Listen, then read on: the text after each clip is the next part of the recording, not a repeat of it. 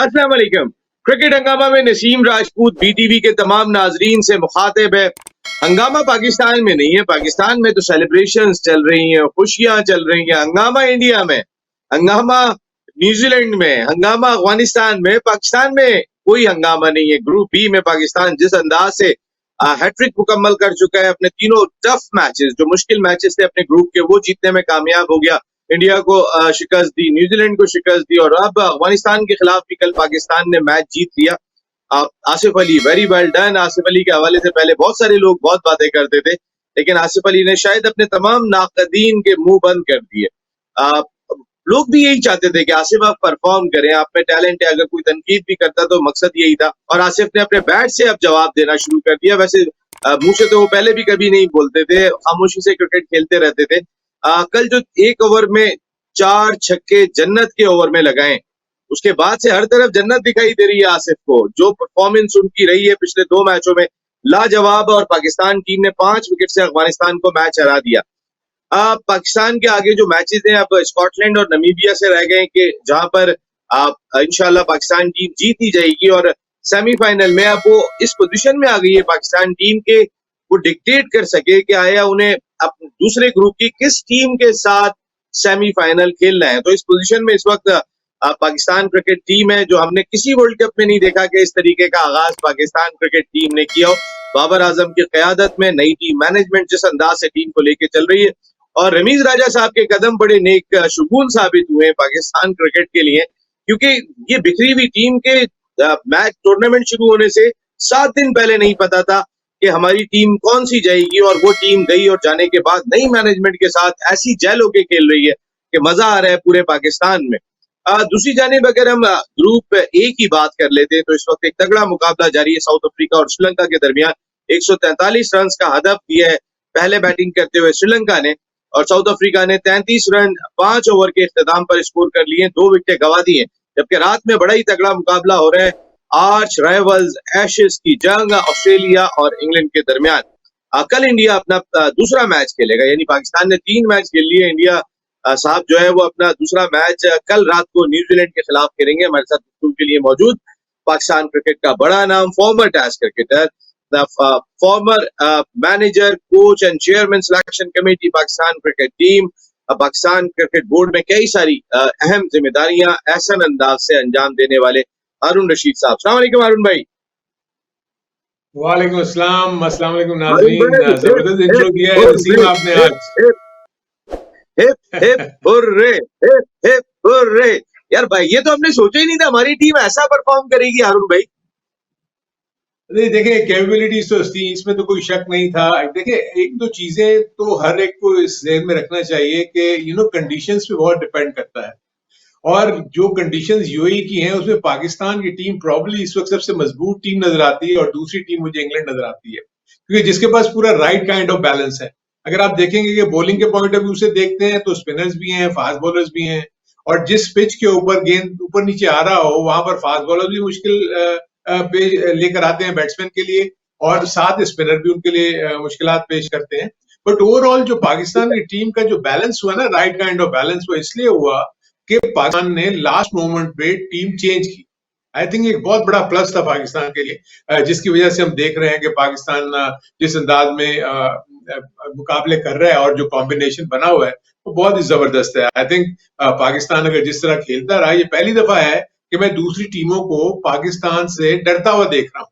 आज मैं Michael Vaughan का ट्वीट पढ़ रहा था जिसमें उसने कहा है कि इंग्लैंड और ऑस्ट्रेलिया का आज मैच है, बस तो दोनों ये कोशिश करेंगे सेमीफाइनल में वो पाकिस्तान से ना मिले। सो इससे आप अंदाजा लगा सकते हैं कि पाकिस्तान ने जो 3 मैचेस खेले हैं, जैसे कि आपने कहा कि तीनों टफ मैचेस थे, और तीनों टफ मैचेस में मुश्किल वक्त भी आया उनके ऊपर, और मुश्किल वक्त को जिस तरीके से उन्होंने निकाला, और उसमें आसिफ का बहुत कलीदी किरदार था। उसने दोनों जगह पे, क्योंकि चेस करते हुए आप देख रहे हैं कि इतना आसान नहीं है। लो स्कोरिंग मैचेस है, अभी आपने जैसे जिक्र किया 143 रन किए श्रीलंका ने, और साउथ अफ्रीका इसको चेस करने जा रहा है, और लगता है कि वो भी थोड़ा सा बीच में आगे जब स्पिनर्स आएंगे तो प्रॉब्लम्स होंगी उनको भी। सो ये वही हम जो बात कर रहे थे पहले भी कि ये पार स्कोर 160 165 जो भी कर लेगा वो काफी हद तक समझेगा कि मैं विनिंग पोजीशन पे हूँ। लेकिन पाकिस्तान को अभी भी मैं फील करता हूँ कि कंप्लेसेंट नहीं होना चाहिए, और ना होंगे, क्योंकि अब देखें ना जिस अंदाज में ये तीनों मैचेस जीते हैं उसमें तो अब कहीं भी रिलैक्स होने का मौका नहीं है पाकिस्तान को तो नंबर 1 फिनिश करना चाहिए। और अगर वहां पर ऑस्ट्रेलिया, और मुझे ऐसे फील होता है क्योंकि वेस्ट इंडीज को जिस तरह मैं खेलते हुए देख रहा हूँ, वेस्ट इंडीज में ऑलरेडी मैं देख रहा हूँ कि सिंगल टेकिंग कोई नहीं करता, गेल भाग नहीं सकते, फील्डिंग उनसे नहीं होती। हाँ, अगर वो किसी दिन उनको कोई बहुत ही अच्छी पिच मिल गई तो वो 200 के करीब रन कर देंगे, लेकिन अभी तक जो सिचुएशन नजर आई है, कल भी एक बड़ी मुश्किल से मैच जीते हैं, आखिरी बॉल यॉर्कर हो गई, वरना हो सकता है बांग्लादेश वो मैच जीत जाती। मेरे अपने नजदीक जो मुझे स्ट्रॉन्ग टीमें नजर आ रही हैं, इंडिया को भी रूल आउट नहीं कर सकते, लेकिन पाकिस्तान और इंग्लैंड और ऑस्ट्रेलिया, ये 3 टीमें मुझे काफी मजबूत नजर आ रही हैं, क्योंकि इनके पास अच्छी बॉलिंग भी है, इनके पास अच्छी बैटिंग भी है और फील्डिंग भी। आई थिंक ये तीनों टीमें बहुत जबरदस्त कर रही हैं। और भी अभी थोड़ी सी वेस्ट इंडीज की बात की, डिफेंडिंग चैंपियन भी है, कल वो अपना पहला मैच जीतने में कामयाब भी हुए। वेस्ट इंडीज की टीम कुछ ऐसा नहीं लग रही कि उनके जो बेशतर प्लेयर्स हैं वो अपना प्राइम गुजार चुके हैं, जो मेन T20 क्रिकेट के लिए दरकार है, उसमें एक्सपीरियंस तो बहुत दिखाई दे रहा है, और ऐसा लगता है खलीफाओं का टोला बना हुआ है वो टीम, इतने खलीफा टीम में शामिल हैं। देखो, सीधी सी बात यही है ना, हम क्यों देखें, T20 जो शॉर्टर वर्जन है ना, ये प्रॉब्ली अगर मैं फील करता, अगर ये होता इंग्लैंड में, ये टूर्नामेंट अगर ये टूर्नामेंट होता इंडिया में, या ये टूर्नामेंट होता न्यूजीलैंड में या ऑस्ट्रेलिया में, तब तो मैं ये फील कर सकता था कि हम कहते कि ये थ्रेट है वेस्ट इंडीज की टीम, क्योंकि वो जिस तरीके से हिटें मारती है और जिस तरीके से वो बैटिंग करती है। लेकिन यहाँ की पिचेस पे आप देख रहे हैं कि लो बाउंस पिचेस है, और जहां लो बाउंस, जब आदत ही ना हो आपको अगर उस जगह पे खेलने की, जगह गेंद स्पिन हो रहा हो या गेंद जो है वेरिएबल बाउंस हो, वहां अगर वो आप देखें ना, हर उनका जो प्लेयर आता है वो छक्का मारने की कोशिश करता है। यहाँ पर सारे छक्के नहीं लगेंगे, क्योंकि यहाँ पर आपको ग्राफ्ट करना पड़ेगा, सिंगल्स भी करना पड़ेंगे, 2 भी करना पड़ेंगे। आप देखें ना, पाकिस्तान इस वक्त जितने भी मैचेस खेला है, सिवाय इसलिए कि हमें चेस करना था, तो आसिफ ने जो 4 छक्के मार दिए, बहुत ही जबरदस्ती ने खेली। इसके अलावा उससे पिछले मैच में शोएब मलिक ने और आसिफ ने छक्के मारे, वरना नॉर्मली आप देखें कि छक्कों की तादाद वो नहीं है जो नॉर्मली हम T20 क्रिकेट में देखा करते हैं। तो इसलिए सिचुएशन को देखते हुए, कंडीशंस को देखते हुए, टीमों ने अपने आप को री स्ट्रेटेजाइज किया, यानी उन्होंने अपनी बैटिंग के ऊपर ये सोचा कि हमें खेलना पड़ेगा 20 ओवर पूरे, और हम ले जाएंगे टीम के स्कोर को 150 और 160 तक, उसके बाद हम उसको डिफेंड करेंगे, या हम दूसरी टीम को रिस्ट्रिक्ट करेंगे पहले बॉलिंग करते हुए 130-40 पे। अगर कल देखें आखिर के 3 ओवर में अगर नबी अगर हिटें ना मारते उनके साथ जो दूसरे बैट्समैन थे, अगर वो हिटें ना लगती उनकी, तो टीम तो 115 या 120 रन पे ही खत्म हो जाती। इसलिए मैं तो कह रहा हूँ कि अफगानिस्तान ने एक बहुत बड़ा ब्रेव डिसीजन लिया, क्योंकि पिछला मैच जो टॉस जीत के बैटिंग कर गए थे, 170 कर गए थे, और उसके बाद उन्होंने जीत लिया, लेकिन वो स्कॉटलैंड थी। पाकिस्तान के खिलाफ उन्होंने टॉस जीत के बैटिंग की, ये बहुत दिलेराना डिसीजन था उनका, लेकिन ऑब्वियसली पाकिस्तान की बॉलिंग बहुत स्ट्रांग थी, उन्होंने उनको उस तरीके से रन्स नहीं करने दिए। जाजाई पहले ही आउट हो गए और उसके बाद शहजाद भी आउट हो गए, तो जैसे ही वो दोनों आउट हुए तो ऑटोमेटिकली वो लोग बीच में, और उनका बॉलिंग में जो 3 स्पिनर्स के अलावा अगर देखा जाए तो दोनों फास्ट बॉलर्स कोई बहुत ज्यादा अच्छे नहीं थे। तो मेरे अपने नजदीक थोड़ी सी कप्तानी का इशू भी मुझे नजर आया, क्योंकि अपने सारे मेन स्पिनर्स उन्होंने पहले ही 10 ओवर में खत्म कर दिए, और आखिर में आगे जब राशिद खान ने एक तरफ से 4 ओवर्स किए, तो दूसरी तरफ से उसको सहारा देने वाला कोई नहीं था। अगर पाकिस्तान की वो पार्टनरशिप जो फखर जमान की और बाबर की जो डेवलप हुई, वहां अगर आके राशिद खान आके कोई एक आध आउट कर देते, 1-2 आउट कर देते, तो तब जाके प्रेशर पाकिस्तान की टीम पे पड़ता। पाकिस्तान जब अपने सेफ जोन पे पहुंच गया, ठीक है रन कम हुए, लेकिन सेफ जोन में तो पहुंच गया ना, विकेट्स नहीं गिरी हुई थी। अगर फर्स्ट 10 ओवर में पाकिस्तान की 4 से 5 विकेट्स गिर जाती तो पैनिक तो पाकिस्तान की तरफ आ जाता। लेकिन ओवरऑल मैं फील करता हूँ पाकिस्तान जो अपने प्लान के साथ कर रहा था, क्योंकि पाकिस्तान का तो प्लान यही था कि वो टॉस जीतेंगे और उनको बैटिंग की दावत देंगे, और वो काम अफगानिस्तान ने कर दिया। तो पाकिस्तान तो अपने प्लान के मुताबिक ही चला, और उसके मुताबिक उनको रिजल्ट भी वैसे ही मिला। बिल्कुल हारून भाई, एक और बात मैं आपसे ये जानना चाह रहा था, अफगानिस्तान की टीम पे आपने जो बात कर रहे हैं, अफगानिस्तान टीम वैसे कल जिस तरह पाकिस्तान के खिलाफ खेली है, वो तो उनका भी इंटरनेशनल क्रिकेट में एक्सपीरियंस थोड़ा कम है अगेंस्ट टफ अपोनेंट्स, जो उनकी जल्दी विकेटें गिर गई, अगर वो भी थोड़ा संभल के खेलते तो आखिर के अंदर गुलबदीन ने और नबी ने बैटिंग करके 77 रन आखिरी 7वीं विकेट के लिए बनाए थे 49 गेंदों पे, तो वो तो एक स्कोर को रेस्पेक्टेबल ले गए। लेकिन इन गलतियों से जरूर सीख लिया होगा अफगान बैटिंग ने भी कि हर गेंद पे छक्का नहीं लगाना है जाने के बाद, बल्कि अपने आप को लेके चलना है। नबी की जैसे कैप्टनशिप की बात की, उन्होंने मुजीब के 4 ओवर एक साथ करवा दिए, 3 ओवर करा के अगर 1 ओवर रोकते, राशिद से 2 ओवर कराते, जो विकेट लेने की बात थी वो प्रेशर नहीं डाल सके, वो भी एक्सपीरियंस की कमी दिखाई दी।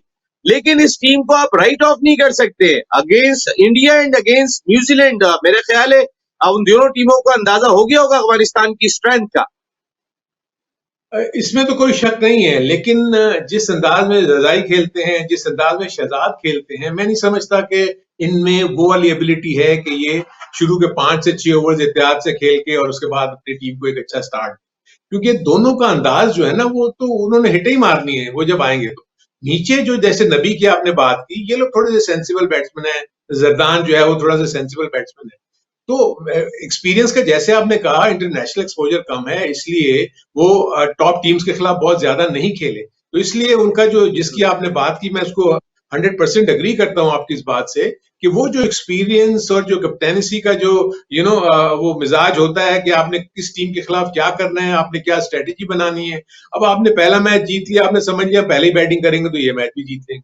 वेयर एज मेरे अपने नजदीक अगर कोई भी अगर अक्लमंद कैप्टन होता तो उसको ये पता था कि पाकिस्तान तो इस वक्त बड़े अच्छे मोड में है, क्योंकि 2 मैच वो चेस करता हुआ जीता है, तो क्यों ना उसकी इस मोनोटनी को तोड़ें और हम ऐसा इनको एक नया, ताकि वो उसको टारगेट सेट करने के लिए दें।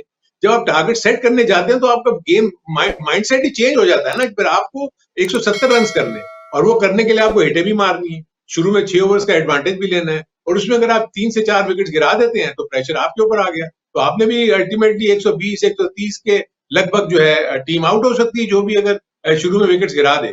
सो मेरे अपने नजदीक उन्होंने कल ये एक बहुत बड़ी गलती की थी, लेकिन हमें उनकी गलतियों से वो जाने, लेकिन हमारे जो टीम की जो स्ट्रेटेजी थी उसके मुताबिक उन्होंने टॉस जीत के पहले बॉलिंग करनी थी। अफगानिस्तान ने उनको एक मौका फराहम कर दिया, तो पाकिस्तान के लिए तो विन विन सिचुएशन थी, और उसमें पाकिस्तान के बॉलर्स ने अच्छी बॉलिंग की, ठीक है।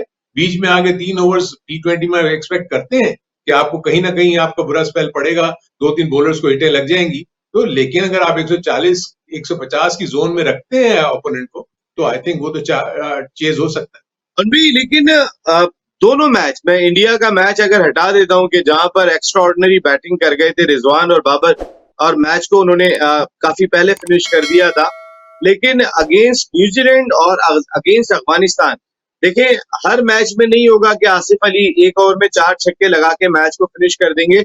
आखिरी 2 ओवर में भी इनको 23 रन दरकार थे मैच जीतने के लिए, तो तकरीबन 12 की औसत इन्हें 2 ओवर्स के अंदर इन बॉलिंग फ्रेंडली पिचेस के ऊपर दरकार थे और विकेट भी गिर गई थी। अच्छी पार्टनरशिप के बावजूद भी दरमियान में कहीं ना कहीं हमारी मिडिल ऑर्डर बैटिंग शायद इतनी स्टेबल नहीं लग रही मुझे। अब मैच हम जरूर जीत रहे हैं तो इसकी वजह से बहुत सारी चीजें छुप जाती हैं, लेकिन वो जो हफीज, शुएब मलिक, फखर जमान का रोल होना चाहिए, मुझे ऐसा नहीं लग रहा कि अब तक वो उस अंदाज से हो रहा है। नसीम, जो आप बात कर रहे हैं ना उसमें एक बहुत बड़ा फर्क है। अगर आप इंडिया के मैच को जैसे आपने कहा निकाल दें, तो इंडिया के मैच में सबसे बड़ी चीज ये हुई थी कि ड्यू फैक्टर आ गया था बीच में, तो इसलिए पाकिस्तान की जो बैटिंग नीचे जो बारी नहीं आई, इसलिए कि इंडियन बॉलर्स आउट नहीं कर सके, बिकॉज बॉल गीला भी हो गया, प्लस बाबर और रिजवान बहुत अच्छा खेले, और इत्तेफाक से जो भी वो स्ट्रोक मार रहे थे ग्राउंड वो गैप में जा रहा था, चौके मिल रहे थे और रन बन रहे थे। वेयर एज अगर आप न्यूजीलैंड और अफगानिस्तान के वहां देखें तो वहां दोनों जगहों के ऊपर ड्यू फैक्टर का एज सच कोई एलिमेंट आपको नजर नहीं आया।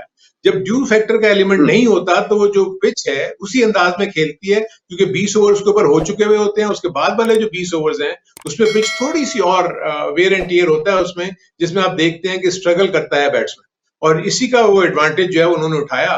लेकिन मैं ये फील करता हूं कि पाकिस्तान की जो बैटिंग है ना डीप है। अभी भी अगर आप देखें नीचे इमाद थे, हसन थे, क्योंकि उस वक्त तो जब आप चेस करने जाते हैं तो फिर आपको सिंगल, जब आपका 12 रन का एवरेज हो गया या 13 रन का एवरेज हो गया, तो फिर तो आप छक्कों के लिए ही जाएंगे, और आपके पास ऐसे बैट्समैन मौजूद हैं जो ये कर सकते हैं। शुएब मलिक ने जिस तरह बताया, जिस तरीके से आपको आसिफ ने बताया बैटिंग करके, और नीचे शादाब खान भी उसी तरह करते हैं, इमाद वसीम भी उसी तरह हिटे मारते हैं और हसन अली भी मारते हैं। सो ओवरऑल मुझे लगता है कि पाकिस्तान का एक पैकेज अच्छा है। ये आप बात बिल्कुल ठीक कह रहे हैं कि ऐसी सिचुएशन में आपको 12 रन हर जगह पे, 12 रन आप हर ओवर में नहीं कर सकेंगे, तो इसलिए अगले मैचेस में इनको ये कोशिश करनी चाहिए। बल्कि मैं तो ये कहूंगा कि अब तो इनको ये भी कोशिश करनी चाहिए किसी एक आध मैच में पहले बैटिंग भी करें, ऐसा ना हो कि सेमीफाइनल में टॉस हारे और आपको बैटिंग पहली दावत दे दी जाए और उसके बाद आप अगर वह खुदा ना खास्ता कोलैप्स कर गए, क्योंकि फिर तो डू एंड डाई सिचुएशन है ना।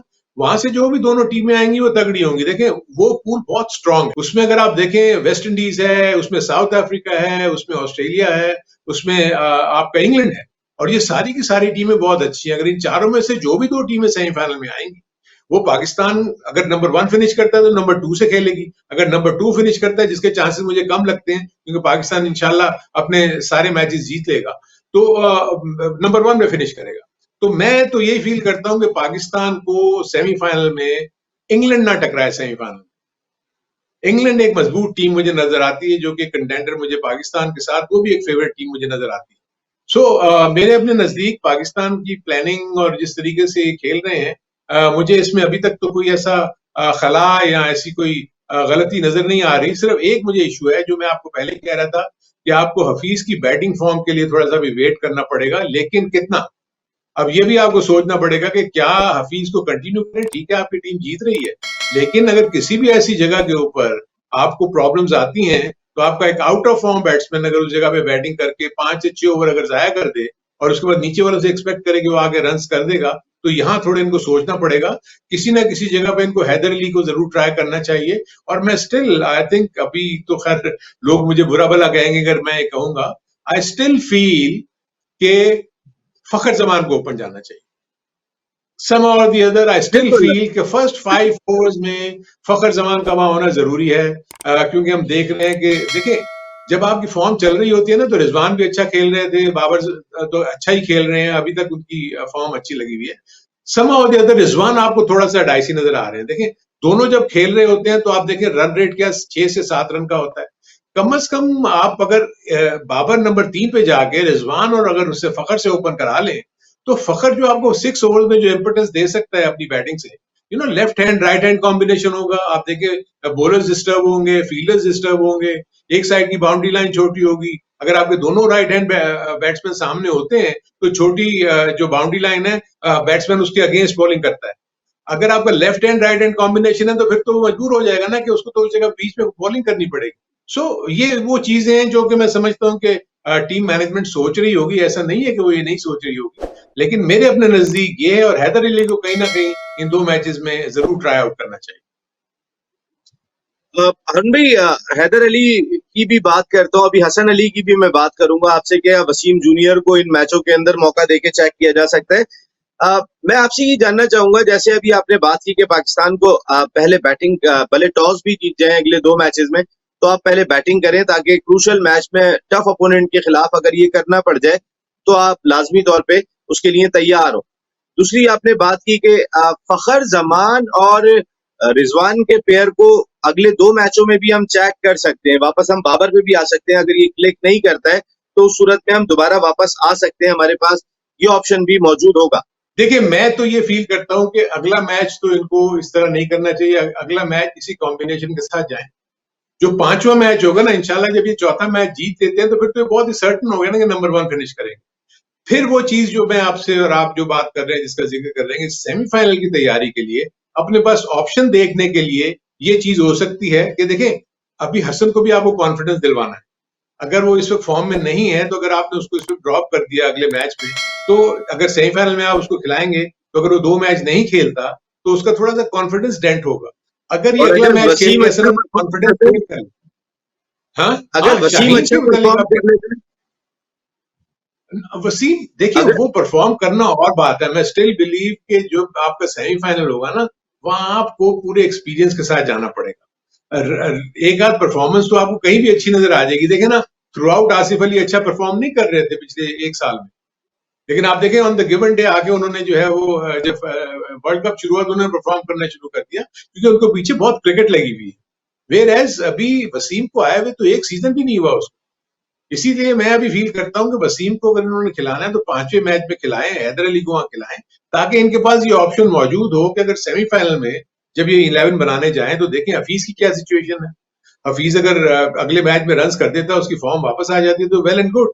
अगर नहीं आती तो फिर आई थिंक उनको सोचना पड़ेगा। बिल्कुल ठीक है, इस जानिब जरूर सोचना पड़ेगा।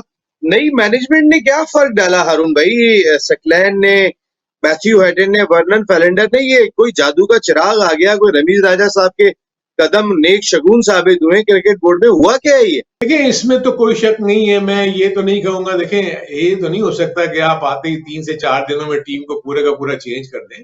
जो पॉजिटिव चेंज ये आया कि पाकिस्तान का वर्ल्ड कप का स्क्वाड चेंज हुआ, उसमें बैलेंस आया और उसमें एक्सपीरियंस आया शुएब मलिक की सूरत। ठीक है, दूसरी तरफ रमीज ने आके जिस तरीके से पॉजिटिवली आके सारी चीजों को किया, उसने टीम को कॉन्फिडेंस दिया, टीम को बुला के अपने साथ बिठाया, क्योंकि इससे पहले तो चेयरमैन जो है वो तो मिलते ही नहीं थे टीम से, उनको तो पता ही नहीं था टीम क्या कर रही है। जाने से पहले वो आके थोड़ी देर के लिए मिलके एक ग्रुप फोटो बनाया और चले गए। रमीज बीइंग अ क्रिकेटर, उसने आके उनके साथ जितनी भी गुफ्तगू की होगी उससे बहुत दिलासा यानी बड़ा कॉन्फिडेंस आया होगा कि अब हमारा चेयरमैन जो है एक क्रिकेटर है, उसको पता है कि अप्स एंड डाउन आते रहते हैं, हमने पूरा फोकस जो है क्रिकेट की तरफ करना है। सकलैन ऑब्वियसली इतने अरसे से इनकी इस ग्रुप के साथ इन्वॉल्व हैं, हाई परफॉर्मेंस सेंटर में काम कर रहे हैं, इंटरनेशनल भी उनका एक्सपोजर है, प्लस हेडन और जो फ्लैंडर हैं वो बड़े ही प्रोफेशनल आउटफिट्स के साथ खेलते रहे हैं, उनका सिस्टम बड़ा प्रोफेशनल है, तो उनको आने के बाद उन्होंने सारा का सारा कॉन्फिडेंस जो है ना वो प्लेयर्स के ऊपर दिया होगा और प्लेयर्स को कहा होगा कि जी यू आर द पीपल जिन्होंने डिलीवर करना है। हम आपको गाइडलाइंस प्रोवाइड कर सकते हैं, हम आपको बता सकते हैं कि ये बैट्समैन ऐसा है, क्योंकि अभी हेडन अपने इंटरव्यू में कहा भी ना कि मैंने थ्रू आउट आईपीएल देखी और वो मैंने इनके साथ बात की कि भाई इंडिया का प्लेयर कौन सा कैसा खेलता है, या ये फलाने प्लेयर्स न्यूजीलैंड के इधर उधर, क्योंकि सबको उन्होंने वॉच किया हुआ था। सो ये चीज करके और उसके बाद जो एक बहुत अच्छी चीज जो मुझे नजर आई है, देखिए मैं आपको याद होगा हमने एक प्रोग्राम में कहा था कि फिलेंडर जो आ रहे हैं उनकी एक्यूरेसी सबसे ज्यादा है, बॉलिंग की जितनी अच्छी लाइन और लेंथ पे वो बॉलिंग करते थे उसकी अहमियत को उन्होंने उजागर किया होगा। आई थिंक अगर शाहीन शाह या हसन अली या और जितने for that matter Haris Rauf, ये जितनी सीधी बॉलिंग कर रहे हैं इससे पहले आपने कभी देखी थी? नहीं देखी। सो यही वो चीजें हैं जो उन्होंने बताई होंगी कि इसका एडवांटेज क्या होता है, इसका फायदा क्या होता है। मैं ये नहीं कह सकता कि मिसबा और वकार ने ये सारी चीजें नहीं की होंगी, इन अ वे ब्लेसिंग इन डिस्गाइज है, वो नए मैनेजमेंट ने आके टीम ने अच्छा करना शुरू कर दिया। यू नेवर नो, मुझे सिर्फ एक वो है कि अगर वही लोग रहते तो ये वर्ल्ड कप की टीम ना होती, वो वर्ल्ड कप की टीम को चेंज ना करने देते, वो उसी टीम को लेके आते। इसलिए मेरे अपने नजदीक ये जो चीज हुई ये बहुत अच्छी हुई। रमीज ने आगे इसको बड़े अच्छे तरीके से, हालांकि उसने तो नहीं कहा कि आप छोड़ दें, इन्होंने फील कर लिया कि यार रमीज क्योंकि इससे पहले इतनी सारी बातें कर रहा था हमारे खिलाफ, और वो जो बात को क्रिकेटिंग पॉइंट ऑफ व्यू से कर रहा था, उन्होंने किसी के खिलाफ क्यों होना है? क्रिकेट में अगर आप अच्छा नहीं कर रहे थे तो हम लोग भी तो सारे क्रिटिसाइज कर रहे थे ना। अब टीम अच्छा कर रही है तो हम क्यों क्रिटिसाइज नहीं कर रहे? और टीम अच्छा इसलिए कर रही है कि क्योंकि राइट कॉम्बिनेशन खेल रहा है। हम कब से यही कह रहे थे और आपने वही चीज एंड में आके की। सो इसीलिए इसको ये लेते चले जाएं और मुझे उम्मीद है इंशाल्लाह जिस तरीके से ये खेल रहे हैं, मैं तो बहुत स्ट्रांगली फील कर रहा हूं कि पाकिस्तान इंशाल्लाह वर्ल्ड कप जीतेगा। इंशाअल्लाह बिल्कुल जीतेगा। लेकिन आज ऑस्ट्रेलिया और इंग्लैंड में कौन जीतेगा? देखिए ऑस्ट्रेलिया और इंग्लैंड के पॉइंट ऑफ व्यू से मैं जरा बताऊं कि ऑस्ट्रेलिया अभी तक सेटल नहीं हुई। उसका रीजन ये आप देखें कि वो मुसलसल अभी तक अपने वन डाउन बैट्समैन को चेंज करते हैं। कभी वो मैक्सवेल को बेच के ट्राई करते हैं, कभी वो मिचेल मार्श को बेच के ट्राई करते हैं, कभी किसी और। तो इसलिए उनका जो नीचे जो बैटिंग है वो तो ठीक है। मेरे अपने नजदीक वो शायद ऊपर पावर हिटर चाहते हैं, इसलिए वो मैक्सवेल को और इनको ला रहे हैं, लेकिन मैं समझता हूँ कि स्मिथ उनका आइडियल नंबर 3 बैट्समैन था, क्योंकि वो तेज भी खेल लेता है और टीम को लेके चलता भी है। सो वो क्योंकि अभी तक डायसी है, क्योंकि फिंच ने कल बहुत अच्छी इनिंग खेली, सबने थोड़ा सा चिप इन किया लेकिन नीचे वार्नर और फिंच का फॉर्म में आना, कल जो उनकी ओपनिंग पार्टनरशिप थी, देखिए वार्नर स्ट्रगल कर रहे थे, कल उन्होंने आगे अपनी अच्छी फॉर्म दिखाई है और वो अच्छा खेले। और नीचे उनके जो ऑलराउंडर है उसने आके जिस तरीके से बैटिंग की, वो कमाल की बैटिंग की थी जो उन्होंने मैच विनिंग इनिंग खेली है, और 17 ओवर में शायद वो टारगेट को पूरा कर लिया था। तो उनकी बॉलिंग भी अच्छी है, क्योंकि आप देख लेंगे उनका लेग स्पिनर जो है जैम्पा, वो बहुत ही जबरदस्त बॉलिंग कर रहा है। सो मेरे नजदीक एक अच्छा मैच होगा, लेकिन क्योंकि इंडिया इंग्लैंड जो है वो बड़ी वेल राउंडेड टीम है, उनके पास स्पिनर बहुत अच्छे हैं, इन कंडीशन को सामने रखते हुए। ऑस्ट्रेलिया के पास तो एक ही स्पिनर है ना, बाकी वो मैक्सवेल से कराते हैं जो कि नॉन रेगुलर स्पिनर है। वेयर इंडिया के पास तो इंग्लैंड के पास तो तीनों अच्छे स्पिनर हैं, जिसमें अगर आप देखें आदिल रशीद आउटस्टैंडिंग स्पिनर है, मोइन अली बड़ी अच्छी बॉलिंग करता है, और वो जो लिविंगस्टन है वो भी आगे तेज से लेग ब्रेक करता है, और जो अभी तक उसने अच्छी बॉलिंग की है। क्योंकि जब पिच से हेल्प मिलती है स्पिनर को, जैसे हमने कल देखा कि स्पिनर्स दोनों तरफ से बड़ी अच्छी बॉलिंग की है, पाकिस्तान की तरफ से भी की, अफगानिस्तान की तरफ से भी, और जितने भी मैचेस हो रहे हैं स्पिनर्स का रोल बहुत इंपॉर्टेंट। चले एक आखिरी सवाल, कल जरा इंडिया और न्यूजीलैंड के मुकाबले पे बात कर लें। हमने तीनों तगड़े मैच खेल लिए, इंडिया ने अब तक एक ही मैच खेला जिसमें वो 10 विकेट से हारे हुए। कोई साइकोलॉजिकल प्रेशर होगा क्योंकि इंडिया पाकिस्तान की राइवलरी एक ही ग्रुप में 1.25 अरब की आबादी है, उन्होंने भी देखा कि 10 विकेट के बड़े मार्जिन से हार गए। इंडिया पाकिस्तान की फतुहात के बाद और बिलखुसूस पाकिस्तान से 10 विकेट से हारने के बाद हम 3 मैच भी जीत गए, तो इसका कोई प्रेशर इंडिया पे होगा? इंडिया पे नहीं, इंडिया और न्यूजीलैंड दोनों पे होगा, क्योंकि दोनों ही बड़ी अच्छी टीमें हैं और ये एक्सपेक्ट कर रही थी कि ये सेमीफाइनल में जाएंगे, तो इसलिए कल तो बहुत ही कांटेदार मैच होगा। इंडिया और न्यूजीलैंड दोनों अंडर प्रेशर होंगे, और ये देखें कमाल चीज ये हुई है कि शेड्यूल में ये टफ मैचेस आपको पहले मिल रहे हैं, जो कि मैं समझता हूँ कि किसी भी टीम के लिए बहुत बड़ी ही मुसीबत होती है। वो चाहते हैं कि पहले हमें हल्के मैच मिल जाए, जीत के मोमेंटम गेन कर लें और उसके बाद हम कोई भी अच्छी टीम से टकराएं।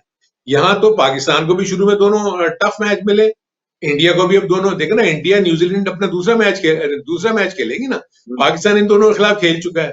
सो इसलिए कल का मैच तो डू एंड डाई सिचुएशन है। इंडिया, मैं तो उसको नॉकआउट कहूंगा, क्योंकि जो भी कल मैच हारेगा उसके चांसेस बहुत कम हो जाएंगे आगे जाने के, इसलिए कि आगे की जो 2 टीमें जिन्होंने उनसे खेलना है वो तो टीमें कोई इतनी अच्छी नहीं है, सिवाय अफगानिस्तान को मैं बिल्कुल मानता हूं कि वो टफ टाइम दे सकती है। लेकिन कल जो भी टीम मैच जीतेगी उसको एडवांटेज होगा कि वो सेमीफाइनल में जाने की सोच सकता है। बिल्कुल ठीक है, कौन सेमीफाइनल में जाता है कौन नहीं जाता, हारून भाई और मैं क्रिकेट हंगामा करते रहेंगे और आपको अपडेट करते रहेंगे। थैंक यू वेरी मच हारून भाई। और हर जगह एक ही बात है, सिर्फ और सिर्फ पाकिस्तान जिंदाबाद। अल्लाह निगहबान।